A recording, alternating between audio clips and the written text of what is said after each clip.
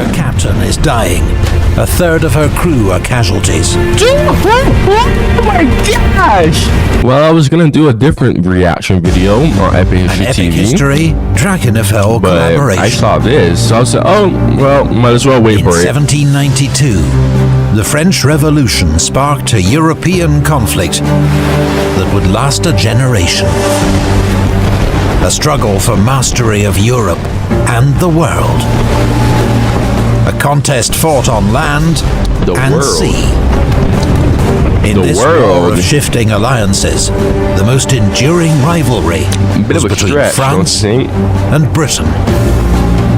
Britain could not challenge France on land, but at sea, it was a different matter.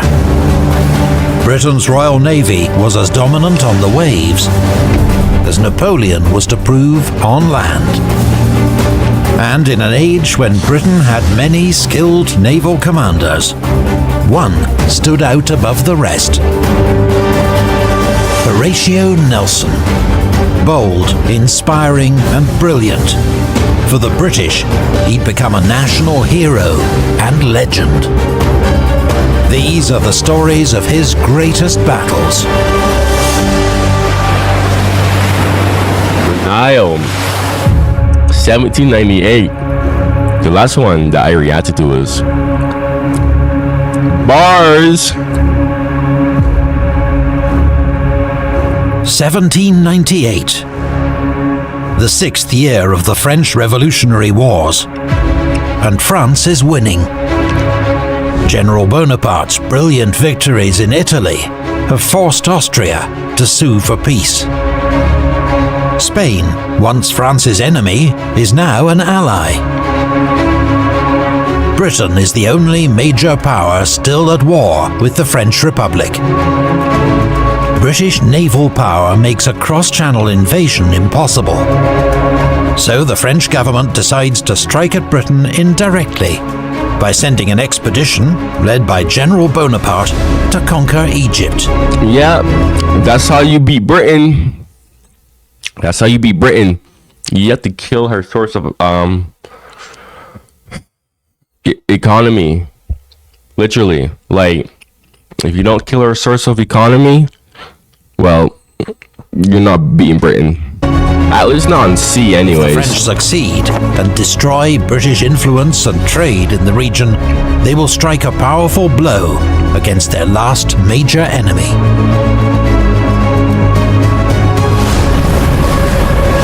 The previous year, the British defeated a Spanish fleet at the Battle of Cape St. Vincent. But the Royal Navy currently has no major forces in the Mediterranean. Oh. Therefore, the French believe... I thought they did. Because the Mediterranean was like super duper important trade route, right? Was it not? Interesting. So then how did the French and Spanish not have naval supremacy? What? They can sail to Egypt in relative safety. When the British learn that a large French fleet is assembling at Toulon, they send Rear Admiral Nelson with 3 ships of the line to investigate. But he is driven south by gales, just as the French, with 13 ships of the line, several frigates and hundreds of transports, set sail. Bonaparte has given the British the slip.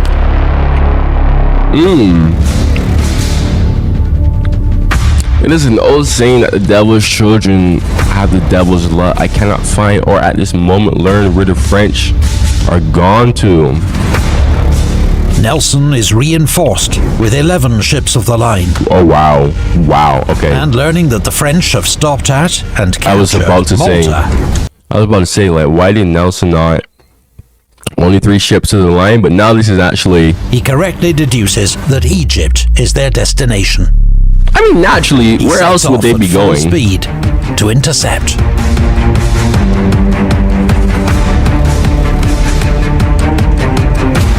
The British warships are much faster than the French invasion force, but they overtake their quarry on a foggy night.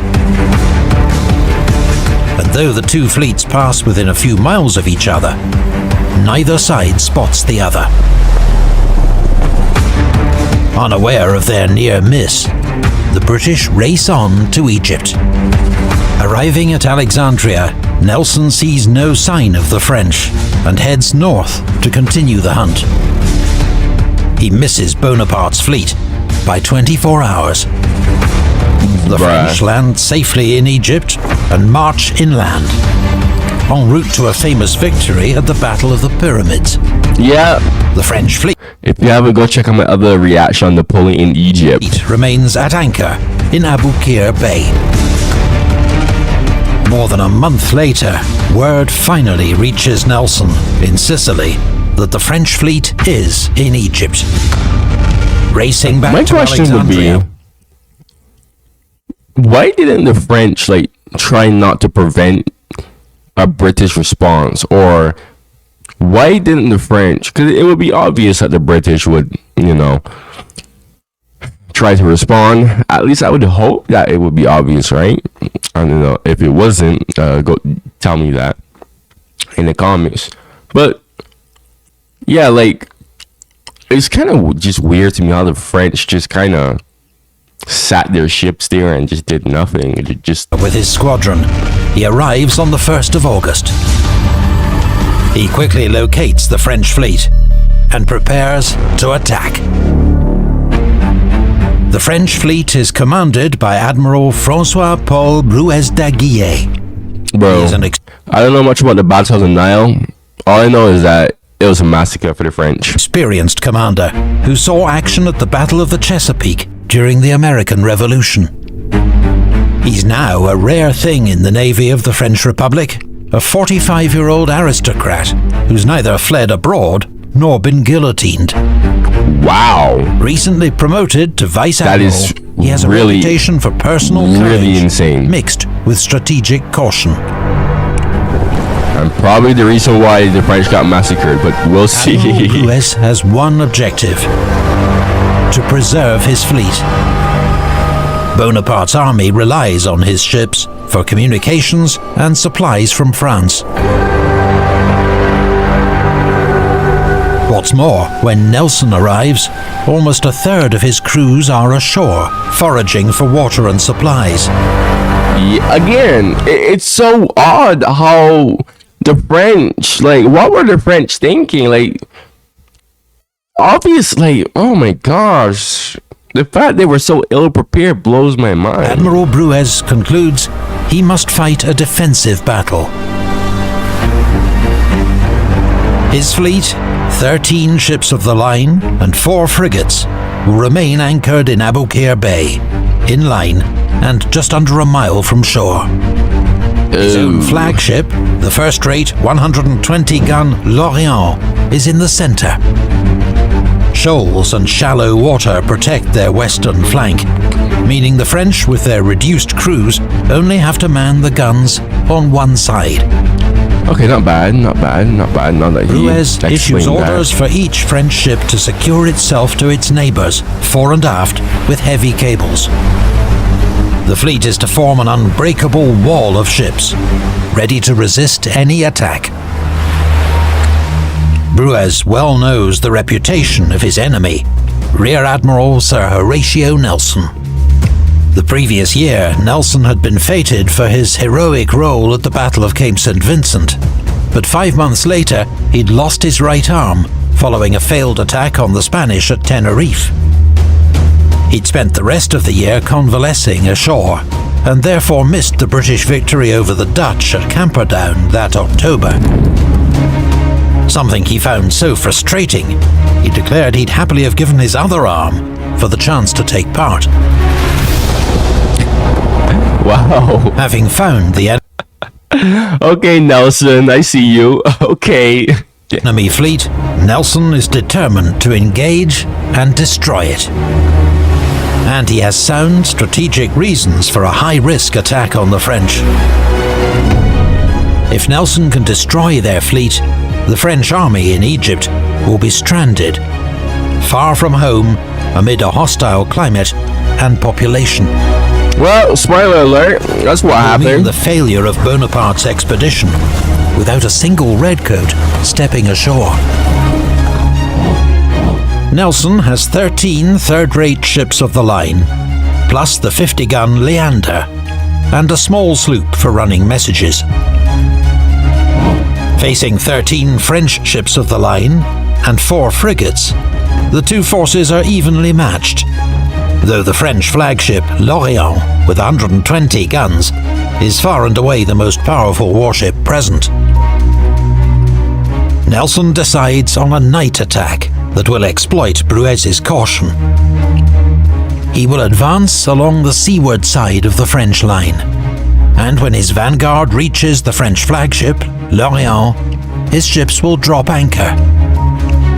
His entire fleet will take on half the French fleet, with northerly winds preventing the remaining French ships from joining the battle. Nelson's plan is bold and simple, but it will not go as intended.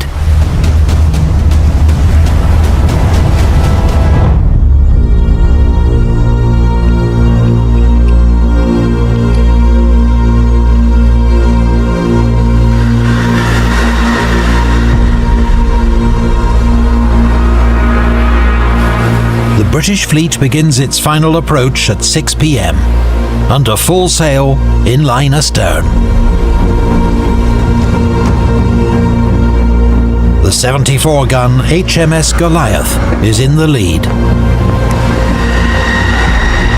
She is followed by HMS Zealous and HMS Audacious. Bro, these names, dude. The wind is from the northwest. These names, bro.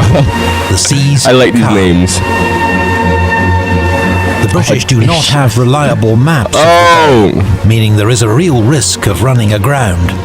So HMS Goliath has to take careful soundings as she goes, checking the sea's depth.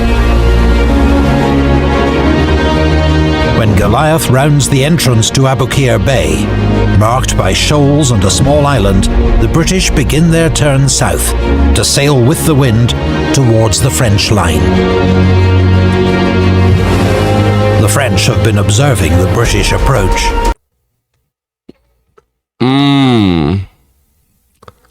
I don't know. I was gonna say the French saw the British coming, but they locked themselves. If I was the French, I would have hit them. Because, like, you literally have the advantage of seeing them coming. And also the geography. They have to turn. So not all of the ships can just turn to assist you if you just literally throw everything at the frontal part of the fleet. Like, that whole defensive thing, really bad idea. Like, I'm not really feeling it. I can see why they got massacred, but we'll see. Goliath comes within range. We'll see. They open fire.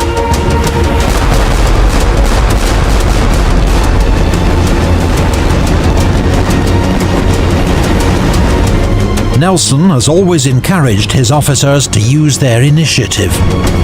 So when Captain Foley, commanding HMS Goliath, sees there is a gap between the French ships and the shoals, he makes a snap decision to sail down it.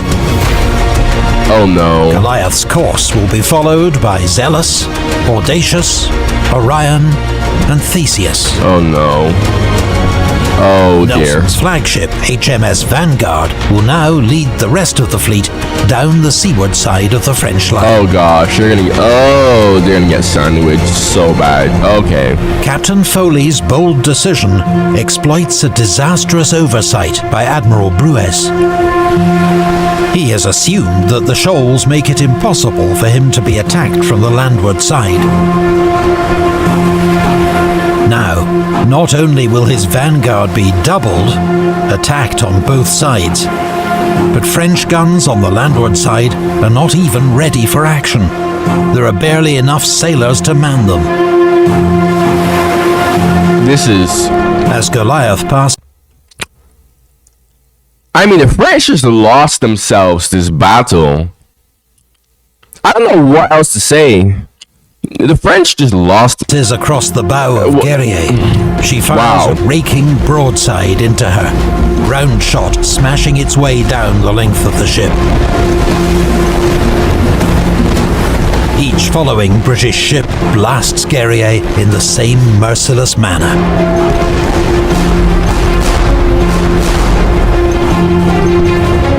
HMS Orion takes a wider track to avoid the melee developing at the head of the French line. This will bring her past the French frigate Sérieuse in the shallows. According to convention, ships of the line did not normally fire on frigates during fleet actions. But when the captain of Sérieuse fires on Orion, he waives this protection. What? Orion holds... Wait, ships never... Why is it like that? Is it like some type of moral code, or is it just like, if you do that, it's basically suicide? Like, what? Someone explain that to me in more details, please. Fire until she passes the French frigate. Then returns fire at point-blank range. Ooh. Her heavy broadside smashes the French frigate to pieces.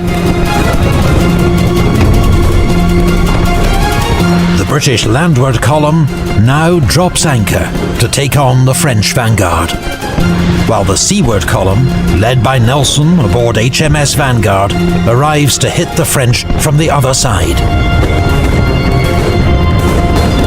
Each ship's captain singles out a target and drops anchor alongside. Vanguard alongside Spartiate, Minotaur against Aquilon, Defense against Peuple Souverain. 5 French ships are now under attack from 8 British ships, most of them from both sides. HMS Bellerophon and Majestic now join the battle. They head for the center of the French line. Bellerophon aims for Franklin, but overshoots and comes alongside Admiral Bruez's formidable flagship, L'Orient. HMS Majestic also misjudges her approach, becoming entangled with Tonon and fighting 2 French ships simultaneously. Ooh, tight, man, tight. The light is fading. 2 miles north, the last... But the French are literally getting, like, massacred. Again, it's a massacre. Culloden cannot make out the edge of the shoals and runs aground. Oh dear. HMS Leander and the sloop Mutine divert to try to tow Culloden clear. But it will prove a futile task. Culloden's fate shows just how small the room for error has been during the British approach. The French vanguard has now been under heavy attack for 30 minutes. Conquerant has been completely dismasted. Her captain is dying. A third of her crew are casualties. Oh my gosh! Oh! She is first to strike her colors. But it's not all one-way traffic. HMS Bellerophon is heavily outgunned in her contest with L'Orient.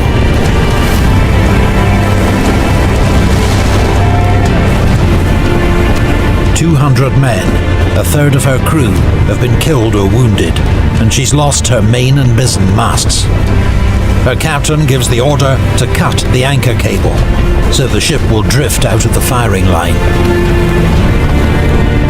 Around 8:30, 2 British stragglers, HMS Swiftsure and Alexander, join the battle late. In the smoke and gloom, they pass the drifting hulk of Bellerophon and nearly fire on her by mistake. Swiftsure and Alexander break the enemy line either side of L'Orient, pouring raking fire into the French flagship. Honestly, The French honestly could have probably like give the British a run for their money if they didn't do that one fatal error. That's crazy, bro. Aboard Vanguard, Nelson's been hit in the forehead by a splinter. His face streaming blood. He thinks it's the end. "I am killed," he announces. "Remember me to my wife." Nah, that's But he's crazy. soon stitched up by the ship's surgeon and back in command. The wounds of French Commander Admiral Bruez aboard L'Orient are far more serious. Horribly injured in the face and hands, he's then hit by a cannonball that removes his legs. It's always the Still cannonball. refuses to leave his post on deck and dies there. As darkness falls, Guerrier and Spartiate Always the have been cannonball. I mean, look, I'm like extra quiet because well, I've heard of the Battle of the Nile. I heard how much it was a massacre for the French. I just never know in detail like how it became such a massacre for the French. Because I always knew the French had a powerful fleet, but I always used to wonder like how did that get defeated so easily? under heavy fire for more than 2 hours. Both strike their colours. Around the same time, HMS Leander breaks the French line between Peuple Souverain and Franklin, raking both.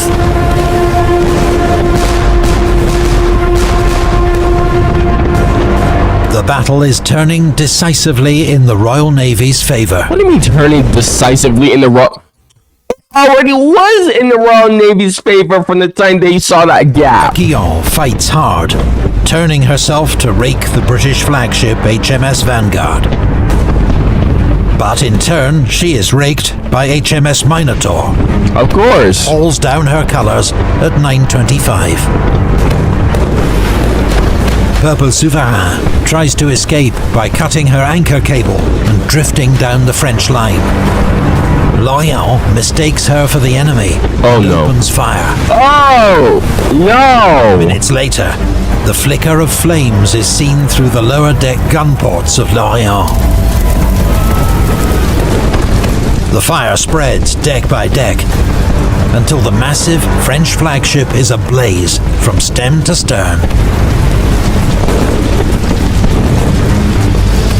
Every onlooker knows that deep within L'Orient's hold lies her grand magazine, containing 30 to 40 tons of gunpowder.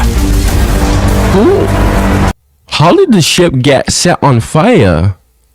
Did someone do that? All ships in the vicinity take emergency measures. Gun ports are closed, and ships' sides, decks, and sails are soaked with water from the elm pumps in anticipation of the explosion to come. Nah, bro, that is crazy. Everyone is like, yeah, okay, hold on a second. Let's stop shooting. Let's stop killing each other real quick. Nah, bro, that's how you know it's bad. Okay, French that's actually ships wild. Heureux and Mercure cut their anchor cables, hoping to drift to a safe distance.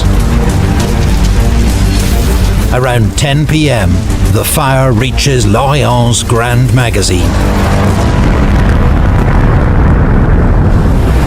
The warship is obliterated in a colossal explosion, killing everyone left on board, and many who jumped overboard to save themselves.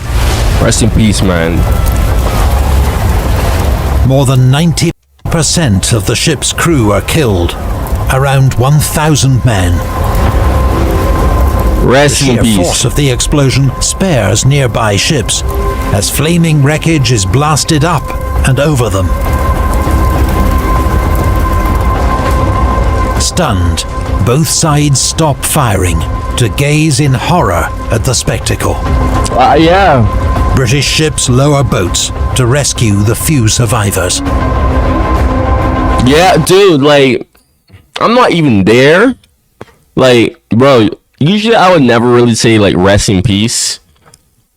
like, because I react to a lot of stuff where people die, get killed, and whatnot. I've reacted to a lot of gruesome stuff. But this, like, even I felt this, bro. Even I felt this. That's why I just had to say rest in peace, man. That's just, yo, After a 10-minute lull, firing resumes. But after the appalling destruction of their flagship, the French are running out of fight. Swiftsure and Defense turn their guns on Franklin and soon force her surrender. Tonon, having cut her cables and unable to maneuver, drifts helplessly into the French rearguard. These 3 ships, unable to sail into the wind to join the action, have looked on impotently as the carnage unfolds. Wow. That is...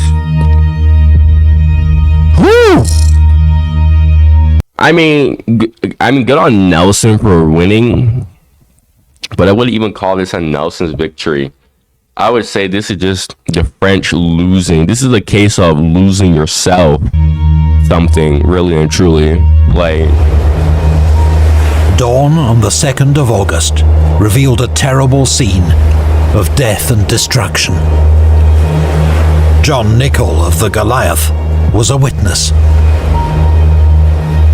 I went on deck to view the state of the fleets, and an awful sight it was. The whole bay was covered with dead bodies, mangled, wounded and scorched. Not a bit of clothes on them, except their trousers. Yo, if there's anything that could make me feel for someone, it's ship combat. Ship combat, yo, like that. Oh my gosh, dude, like. The entire French vanguard had been captured or destroyed. Heureux and Mercure have run aground in their panicked attempt to escape the explosion of Lorient. The 4 surviving French ships of the line will now attempt to fight their way clear. 2 run aground. Only the Généraux, Guillaume Tell, and 2 frigates escape the devastation. The captain of the Guillaume Tell, Pierre Villeneuve, will face sharp criticism for failing to play a greater part in the battle. 7 years later, as fleet... Oh, Villeneuve, yes! This is the same guy who got... Oh, this is the guy who was responsible for Trafalgar. Commander, he will face Nelson again at Trafalgar. British losses are 218 killed, 678 wounded. Bro, no. 3 ships are badly damaged: Bellerophon, Majestic, and Culloden. The British French losses are around 1,700 killed. Yeah, the and British more than losses 3,000 taken prisoner. were literally nothing. Many of them wounded. 2 ships of the line and 2 frigates have been sunk. 9 have been captured. Of these, 3 are damaged beyond repair and burned. The remaining 6 enter service with the Royal Navy. Brutal.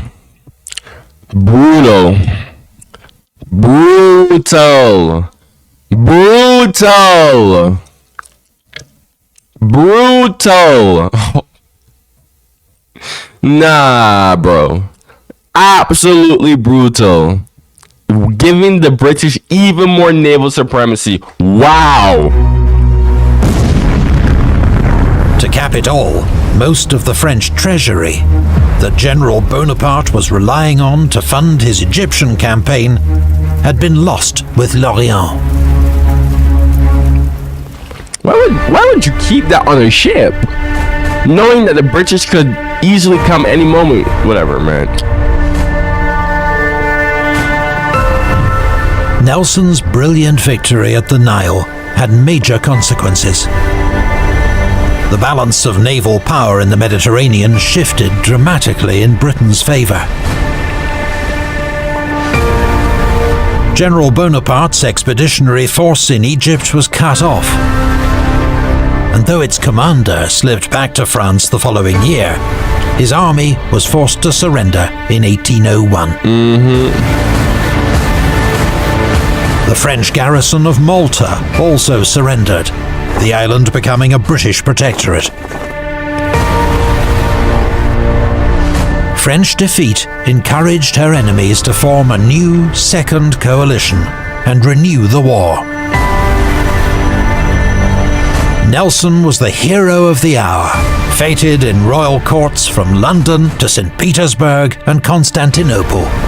He received jewels, medals, ceremonial swords, and his long-coveted peerage, Baron Nelson of the Nile. The Nile was one of the most decisive and crushing naval battles in history. Yep. Some historians argue it was the most significant Nelson ever fought. Yeah, I honestly would say that it was more significant than Trafalgar. I'm not gonna lie to you. Which Nelson's name was to be forever linked, would be fought 7 years later, off Cape Trafalgar. Have you ever wanted to hear more from the ordinary soldiers and sailors of the Napoleonic Wars? Excellent video. Excellent video. Make sure you go check out my other videos on my channel if you like my reactions. If you got any suggestions for me, comment it down below. Eventually I'll do it. Thank you for watching this splendid video. Make sure to like and subscribe so my channel stays on the algorithm. And goodbye.